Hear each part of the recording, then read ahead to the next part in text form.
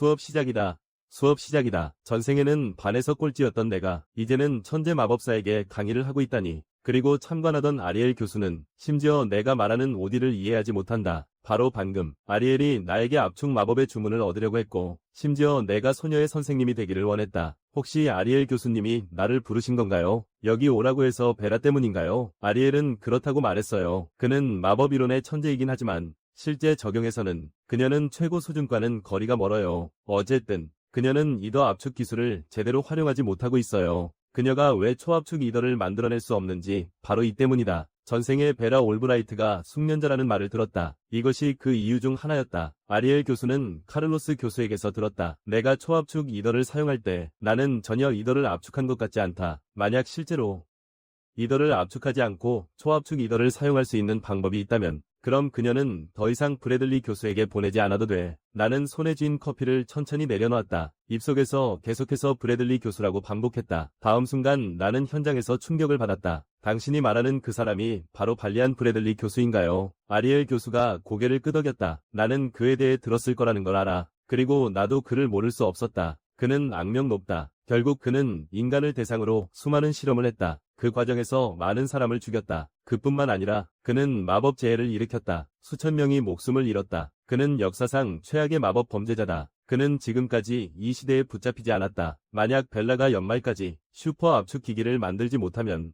그녀는 거기로 보내져 수술을 받게 될 거야. 이건 좋지 않은 느낌이야. 벨라를 거기로 보내면 그건 죽음으로 보내는 것과 다를 바 없어. 거기에는 잔인한 실험들이 있어. 맞아. 수술이 그의 마법 능력을 강화하기 위한 명목으로 진행되었지만 실제로는 인체 실험이었다. 그래서 벨라의 생명이 너의 손에 달려있다. 비록 이런 일은 아직 공개되지 않았지만 전해지는 바에 따르면 그의 실험 때문에 많은 소녀들이 죽었다고 한다. 이미 몇몇은 사망했다. 어떤 사람들은 파괴된다. 이건 위험하고 무섭다. 슈퍼 압축 에테르를 할 수 없다면 그녀는 두 가지 선택만 있다. 하나는 퇴출당하는 것, 둘은 실험에 참여하는 것. 아리엘 교수는 분노로 이를 갈았다. 차라리 네가 학원을 그만두길 바란다. 그 남자의 실험을 받게 하고 싶지 않아. 나는 그녀의 질문에 서두르지 않고 대답했다. 오히려 신중하게 생각해보았다. 내가 지금 알고 있는 마법은 아직 존재하지 않는 지식이다. 내가 그것을 알려준다면 역사의 흐름이 바뀔 수도 있다. 벨라의 손이 이미 떨리기 시작했다. 그녀는 정말로 나에게 도움을 청하고 싶어 했다.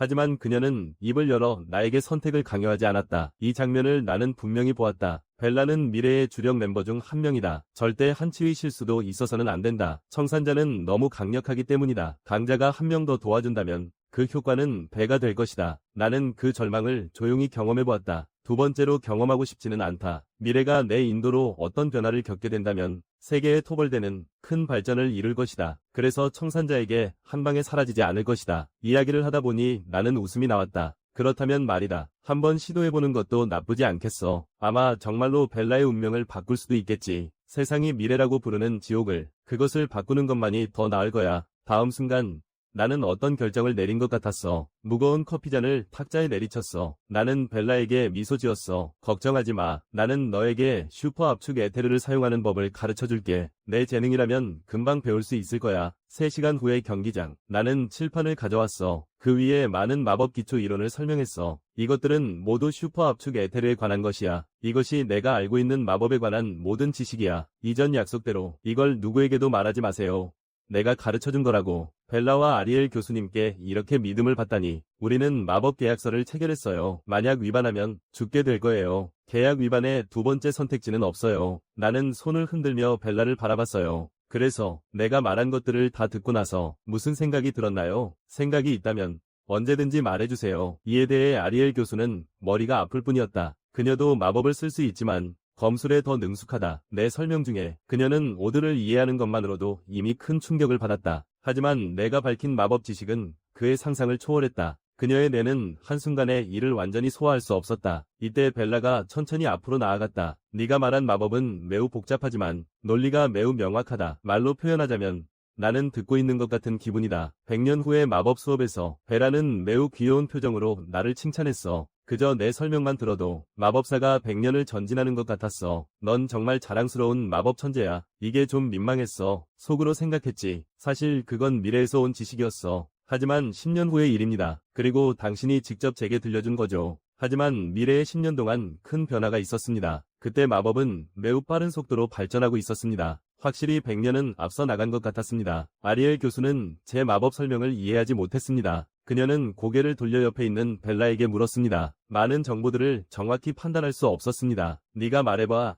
그가 한 말이 진짜인지 아닌지. 벨라는 이때 고개를 끄덕였다. 이 이론은 아마도 맞을 것이다. 현재의 마법 이론과도 모순되지 않는다. 그리고 벨라는 그것을 검증하는 가장 빠른 방법이 바로 여기서 테스트하는 것이라고 생각했다. 그래서 오늘 우리가 이곳에 온 것이다. 만약 그레이 선생님이 말한 것이 모두 사실이라면 그러면 벨라가 손에 쥐고 있는 이 주문이 효과를 발휘할 것이다. 벨라가 제공한 대로 주문을 사용해 마법을 시전한다면 그 이론을 추론할 수 있다. 그 장면은 정말 상상할 수 없다. 다음 순간 벨라는 자신의 마법을 시전했다. 이것은 그녀가 모든 힘을 다해 시전하는 첫 번째 마법이 될 것이다. 이 말을 듣고 나는 깜짝 놀랐다. 이게 바로 벨라의 전력 일격이야. 내 기억이 맞다면 그녀의 전력 일격은 아마도 도시 전체를 파괴할 수 있을 거야. 10년 전이 그가 어떤 마력을 가졌을지 모르겠어. 다음 순간 거대한 마법진이 우리의 눈앞에 나타났어. 현재의 벨라에 따르면 그녀는 강력한 마력 출력을 제어할 수 없는 것 같아. 나는 상황이 좀 안 좋다고 느껴져. 하지만 벨라는 그런 것 신경 쓰지 않아. 지금 그녀는 새로운 마법을 시도해보고 싶어 해. 그녀는 입에서 주문을 계속 연습하고 있어. 다음 순간 금빛 광채가 완전히 내 몸을 감싸버렸어. 바로 그 다음은 그 금빛 광채가 하늘 높이 치솟았다. 이 장면에 나는 완전히 멍해졌다. 10년 전이 벨라가 이런 힘을 가지고 있었다니 정말 대단하다. 그래서 그녀가 앞으로 주력군이 될 수밖에 없었구나.